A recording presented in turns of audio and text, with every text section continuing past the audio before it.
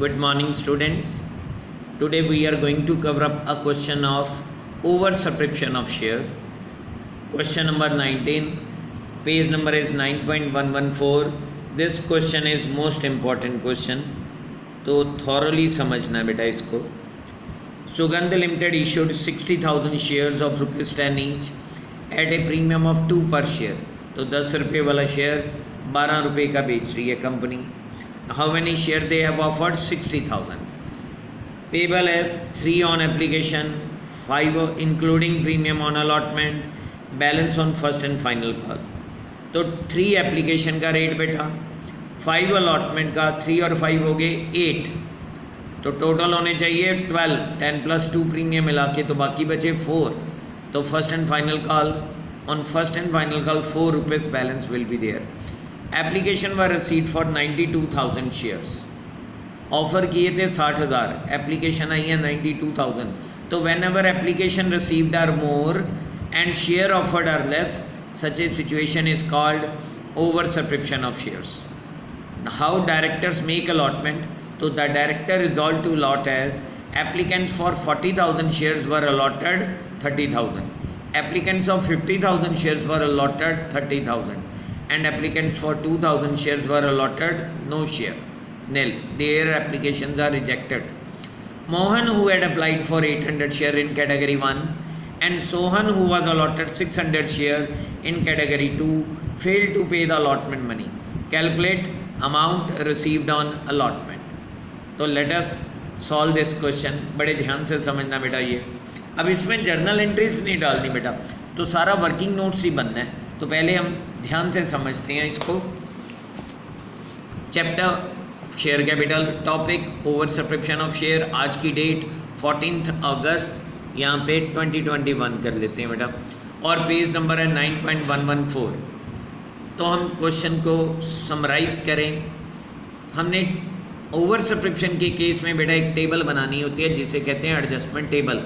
इसके कॉलम समझो. एक कॉलम शेयर अप्लाइड, दूसरा शेयर अलॉटेड, तीसरा एप्लीकेशन रिसीव्ड, और एप्लीकेशन का रेट आ जाएगा 3 रुपीज़. फिर एप्लीकेशन मनी एडजस्टेड, उसका रेट आ जाएगा 3 each. Allotment money adjusted, allotment का रेट डालना है. यदि प्रीमियम है तो इंक्लूडिंग प्रीमियम 5 ईच. ये 5 कैसे बना? 3 + 2 फॉर प्रीमियम. फिर कॉल मनी एडजस्टेड का कॉलम बना लेना है, और last column is for refund. Done. अब हमेशा ग्रैंड टोटल से शुरू करना है बेटा. टोटल पब्लिक ने शेयर कितने अप्लाई किए थे बेटा? 92,000. 3 रुपये, और हमने ऑफ़र कितने किए थे? 60,000. जितने ऑफ़र किए उतने ही अलॉट कर सकते हैं. तो शेयर अप्लाइड में 92,000, शेयर अलॉटेड में 60,000. How much application money we will receive?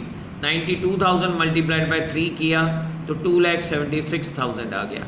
How much application money we can adjust और रिटेन? जितने शेयर अलॉट किए उतना ही रख सकते हैं. 60,000 मल्टीप्लाइड बाय 3 तो 180,000, 1,80,000 वी कैन रिटेन. आए कितने? 276. How much we can retain? 180. तो 96,000 सरप्लस है. Either it will be adjusted in allotment, call और रिफंड. लेकिन ये सीक्वेंस में ही एडजस्ट होता है. सबसे पहले हम अलॉटमेंट में एडजस्ट करते हैं, फिर बच गया तो कॉल में, फिर अलॉटमेंट में. अब ये कॉलम बनाने के लिए हमें पहले अंदर वाले बनाने पड़ेंगे. तो उसके लिए पहली कैटेगरी थी applicant for 40,000 share were allotted 30,000. Share applicant for 50,000 were allotted 30,000. Applicants for 2,000 share were allotted nil. तो ऐड करके भी देख लो, ये बन गया 90 और ये बन गया 60. तो ये परफेक्ट बन गया. अब जैसे हमने ये ग्रैंड टोटल को मल्टीप्लाई करके अमाउंट निकाली थी, ऐसे इंडिविजुअल को. तो how much application money we will receive for from 40,000 as share applicants. 40,000 multiplied by 3 we have received 120. How much money we can retain? जितने शेयर अलॉट किए सिर्फ उतनी. 30,000 मल्टीप्लाइड बाय 3 तो देखो ये आ गया 90,000. 120 आया, 90,000 वी कैन रिटेन, और सरप्लस कितना बच गया? 30,000. उसको अगली इंस्टॉलमेंट में एडजस्ट कर देना है. तो अलॉटमेंट मनी में डाल देंगे 30,000. अलॉटमेंट में मैक्सिमम कितने एडजस्ट हो सकते थे? 30,000 मल्टीप्लाइड बाय 5 150, 1,50,000 तक. लेकिन यहाँ तो है ही सरप्लस 30,000, तो सारे का सारा एडजस्ट हो गया. बाकी दोनों कॉलम में नेट. अगली कैटेगरी शेयर अप्लाइड 50,000. 3 रुपीज़ के अकॉर्डिंग कंपनी के पास पैसे आ गए 1.5 लाख. लेकिन हमने इनको 30,000 शेयर अलॉट किए तो 33,90,000 वी कैन रिटेन। सरप्लस कितना बचा 60,000, that will be adjusted in allotment. अब अलॉटमेंट में मैक्सिमम कितना आ सकता था 30,000 मल्टीप्लाइड बाय 5 1,50,000 तक। तो यदि 1.5 लाख तक का भी सरप्लस होता सारा यहाँ एडजस्ट होता, लेकिन यहाँ तो सरप्लस है ही 60,000 तो वो हमने यहाँ डाल दिया। अब रिफंड करने के लिए कुछ नहीं तो बाकी दोनों कॉलम में नील। लास्ट कैटेगरी 2,000 शेयर अप्लाई किए, इनको शेयर कोई नहीं अलॉट किया तो पैसे तो इनसे भी आए हैं 2,000 मल्टीप्लाइड बाय 3 6,000। तो वो 6,000 क्योंकि शेयर नहीं अलॉट किए तो हम कहीं नहीं एडजस्ट कर सकते, it will be directly returned, तो ये रिफंड वाले कॉलम में डाल देना है। आप देखो ऐड करके 60 और 30 90 और ये अलॉट किया रिफंड किया 6 90 प्लस 6 96,000 आ गया। तो पहला काम टेबल बनाना।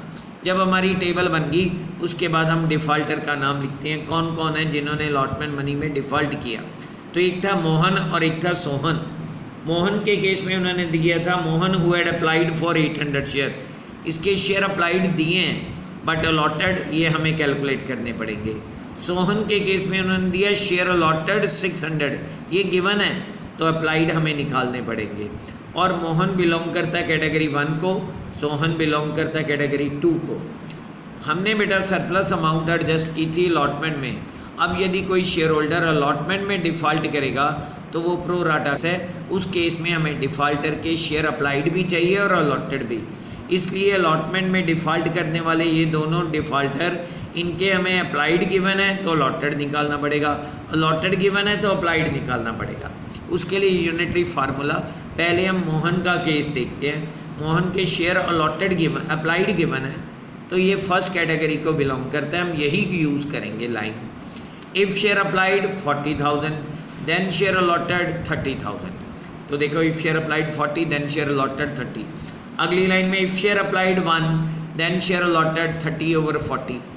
अगली लाइन में if share applied by Mohan 800 then share allotted to him 30,000 divided by 40,000 multiplied by 800। Simplify किया 600 शेयर आगे वो हमने यहाँ डाल दिए। आगे सोहन का if share allotted 30,000 then share applied 50। If share allotted 1 then share applied 50/30। If share allotted to Sohan 600 then share applied by him 50,000/30,000 multiplied by 600। Simplify किया 200 शेयर आगे, 200 मल्टीप्लाइड बाय 5,000 शेयर आगे। अब ये भी हमने कैटेगरी फुल कर दी 1000 शेयर्स। अब इस लाइन को पूरा करें। 800 शेयर अप्लाई हुए थे बेटा, 3 रुपीज़ के अकॉर्डिंग 2400 इसने सबमिट किया। 600 multiplied by 3 1800 we can retain. तो 600 रुपया जो फालतू था वो इसने अलॉटमेंट में एडजस्ट हो गया। 1000 मल्टीप्लाइड बाय 3 3000 आया था। 600 multiplied by 3 1800 we can adjust at the time of application. तो रिमेनिंग 1200 जो एक्सेस था that was adjusted in allotment. आगे चलें। इसके बाद लास्ट स्टेप, क्वेश्चन में उन्होंने बोला था हमें calculate the money received eight the time of allotment. तो हमने हेडिंग दिया calculation of money received on allotment. Total allotment money will be due. तो पब्लिक को शेयर अलॉटेड कितने हैं 60,000। अलॉटमेंट का रेट कितना बेटा 5 मल्टीप्लाई किया 3 लाख लेना था। Less allotment money already received कब at the time of application how much 90,000। याद करो एडजस्टिंग टेबल में हमने 90,000 डाला था अलॉटमेंट मनी एडजस्टेड में, वो माइनस करके अब रिमेनिंग पेंडिंग अमाउंट कितनी 210। लेकिन जब ये अमाउंट रिसीव करने की टर्न आई तो 2 डिफ़ॉल्टर थे। Less allotment money not paid by Mohan and Sohan. Mohan को शेयर अलॉटेड थे 600 मल्टीप्लाइड बाय 5 3000 देना था, लेकिन 600 रुपया इसने एडवांस में दे दिया था अलॉटमेंट का, तो नेट डिफ़ॉल्ट किया 2400। ऐसे ही सोहन को शेयर अलॉटेड थे 600, अलॉटमेंट का रेट है 5 3000 इसने अलॉटमेंट का देना था, 1200 इसका ऑलरेडी आ चुका है तो 1800 इसने नहीं दिया।